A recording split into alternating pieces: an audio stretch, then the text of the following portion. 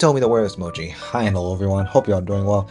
It's time for an album review of this Katy Perry album, Teenage Dream. Now this was her second full-length LP at the time in 2010, and this album is seemingly infectious and very pop-centric. Now Katy Perry was coming off of an album called One of the Boys back in 2008. Really had her being seen as one of the newest acts in pop music alongside Lady Gaga at the time in the late 2000s. But since I am recording this of like literally kind of like the last day of 2010's week, I figured I had to mention this album here. It's really because this sits at an era for Katy Perry where I think it's definitely her best set of years, considering where she's at right now, not only musically but also culturally. And this album, I think, is the album to go to when getting into Katy Perry's music. For me personally, as someone who grew up in the 2010s, I definitely remember tracks like Firework and of course Hot and Cold. But I seemingly actually was very interested in to see what else she had to offer in this album over here. Now, like I mentioned earlier, this record is very pop centric to the core, very aligned with a lot of like the pop music sound, the genre that it was at the time. Pretty mainstream, as it does suffice on here. There's moments where there's like a few detours, such as E.T., Circle in the Drain, and Who Am I Living For? Like, they pretty much seem more experimental with some R&B and dubstep into the mix, which I think kind of misrepresents on what this album really tries to take care of, because of the fact that this is pop music and that it's from the early 2010s. This was during a time when the lyrics in pop music were so much easier to make fun of. As you will hear in this review, like some of the lyrics are like very tacky and cliche, cheesy, such as Teenage Dream, and even some provocative ones like on Peacock. Of course, with Teenage Dream, it has a bit of like a roaring guitar on the chorus with pounding drums, and in this song she plays like the role of a teenage girl who's fallen in love with a guy while saying like the most cliche things in the process, but it at least makes sense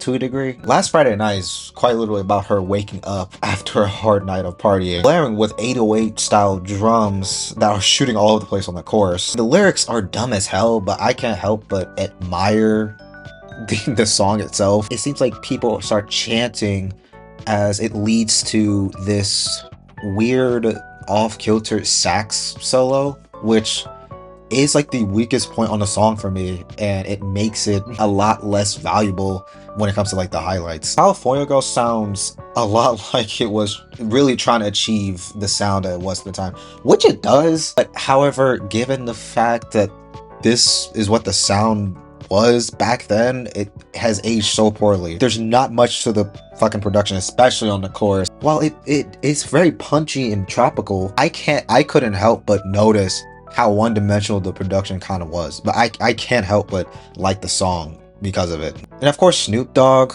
comes in with some lines about the types of girls he likes that are from California. Now, Firework is a full-on pop ballad with lyrics that I think they are the absolute exception. It's only because of how the message is conveyed, specifically when it comes to like how the music video for this song is presented, expressing that you're worth something to this world and you are also worth something to these people, and you just gotta shoot it up to the sky like a firework, hence the title. And it really got me thinking, is this really any better than the song Roar that she would do just a few years later? And I don't know, honestly. I think Roar does like the lyric delivery a bit better, as it's another one of those motivational songs. These kind of songs from Katy Perry are like way more better and way more cohesive and concise than something like Fight Song. Now the topic of the lyrics on this record do take a bit of a turn with a track like Peacock. Very sultry and provocative, as not Taylor Swift, Jesus Christ,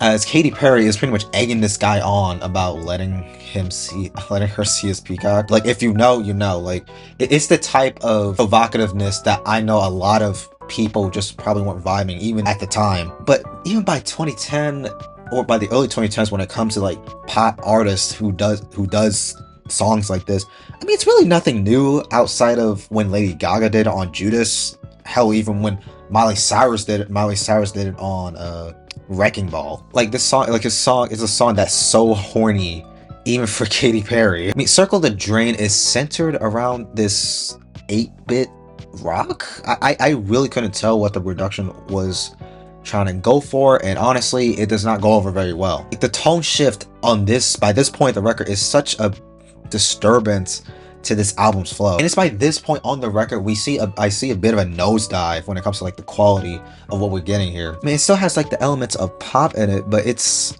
kind of sacrificed for some weird gaming noises on the bridge. And Katy Perry seems to be expressing this weird relationship dynamic about how taking her man for granted. One that got away I see as like another pop ballad, and honestly it's another big highlight for me on the record, and I think it's one of Katy Perry's best. Pretty much has her reminiscing of time that she had with her man, while also acknowledging her own faults for taking him for granted. Then there's the track E.T. Honestly, I don't know what the fuck this song is trying to be. I mean, is it trying to be dystopian? Is it trying to is it trying to have dubstep in it? I could definitely hear the dubstep in it. Moving on. I mean, when it comes to this type of vibe to pop artists, it's something I've never been a fan of. Not even what Taylor Swift did. Who Am I Living For also has like those hazy levels of dubstep to it, as she's pretty much going through like a bit of a crisis. Girl and Hummingbird Heartbeat keeps a steady pace through the record until we get to Not Like the Movies. It's such a bland ballad and such a weak closer to the album. This album could have easily been done without this. The lyrics are sort of tacky as well. It's like she's pretty much expressing that she wants her relationship to be like the movies, but she knows that won't be possible at all. Now look, some of these songs did feel like experimentals for Katy Perry. Also kind of like slight detours from the pop-centric sound that were very infectious, and you had these few tracks here and there that were pretty much disturbing it all. And the flow of this album is not really as strong as I would hoped.